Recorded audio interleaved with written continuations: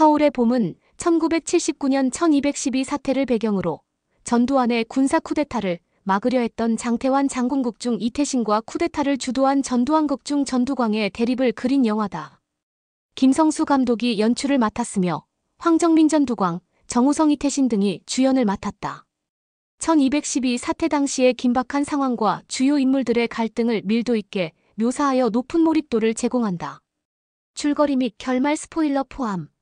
1026 사건 이후 혼란스러운 전국 속에서 야망에 가득 찬 전두광은 하나회를 이용해 권력을 장악하려 한다. 이에 맞서 정직한 군인 이태신은 전두광의 쿠데타를 막기 위해 고군분투한다. 영화는 이들의 9시간에 걸친 긴박한 대결을 중심으로 전개된다. 결국 전두광은 계엄사령관을 체포하고 전방부대까지 동원하여 쿠데타를 성공시킨다. 이태신과 그의 부대는 끝까지 저항하지만 결국 체포되고 전두광의 승리로 영화는 마무리된다. 실제 역사적 사건을 바탕으로 하지만 극적인 연출과 배우들의 열연으로 긴장감 넘치는 스토리를 선보인다. 주요 등장인물. 전두광, 황정민, 전두환을 모티브로 한 인물.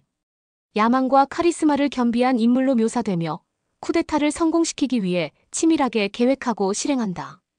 황정민의 압도적인 연기력이 돋보인다. 이태신, 정우성, 장태환 장군을 모티브로 한 인물.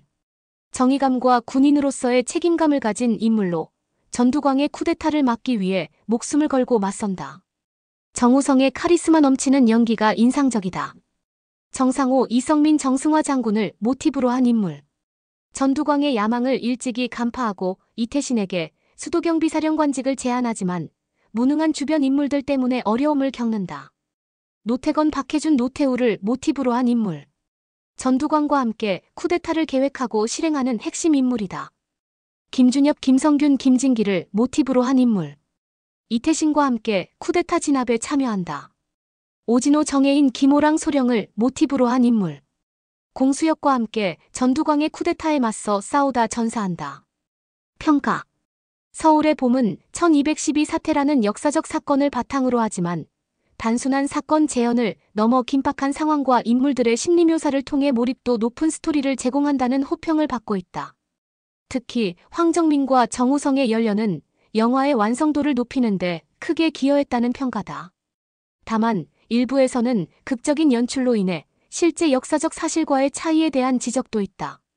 전반적으로 흥미진진한 스토리와 배우들의 연기력에 대한 긍정적인 평가가 많지만 역사적 사실에 대한 이해도를 높이고 감상하는 것이 중요하다. 관람 전 알아야 할 정보. 영화를 더욱 깊이 있게 이해하기 위해서는 1212 사태에 대한 기본적인 배경 지식을 갖추는 것이 좋다. 하나회, 진돗개, 경계령 등의 용어와 당시 정치 상황에 대한 이해는 영화 감상에 도움이 될 것이다. 또한 영화는 극적인 연출을 위해 실제 사건과 일부 차이가 있을 수 있다는 점을 인지하고 감상하는 것이 바람직하다.